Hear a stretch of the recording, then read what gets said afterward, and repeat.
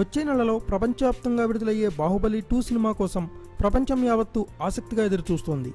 అయితే ఈ సమయంలో అందులో బాహుబలి సరసన నటించిన అనుష్క గురించిన ఒక ఆసక్తికరమైన విషయం బయటకు వచ్చింది. అది ఏంటంటే, బాహుబలి మొదటి పార్ట్ సినిమా తర్వాత అందులో మెయిన్ రోల్ చేసిన నటీనటులంతా బాహుబలి రెండో పార్ట్ ముగిసే వరకు వేరే సినిమాలు ఎవరూ దాదాపుగా చేయలేదని చెప్పవచ్చు. కానీ అనుష్క మాత్రం బాహుబలికి రెండో పార్ట్కి సంబంధించిన షూటింగ్లో దాదాపుగా మొదటి పార్ట్లోనే షూట్ చేయడం జరిగింది.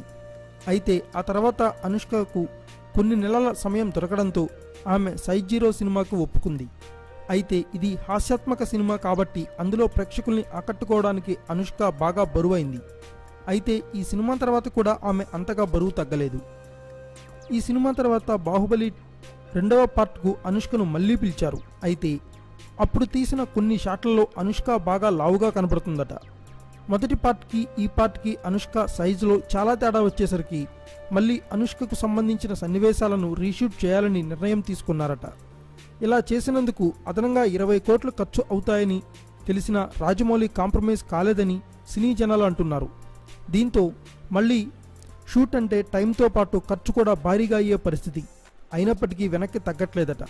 స్వీటీ బొద్దుతనం పుణ్యమా అని బాహుబలి నిర్మాతలకు ఏకంగా 20 కోట్ల లాస్ అని చెబుతున్నారు.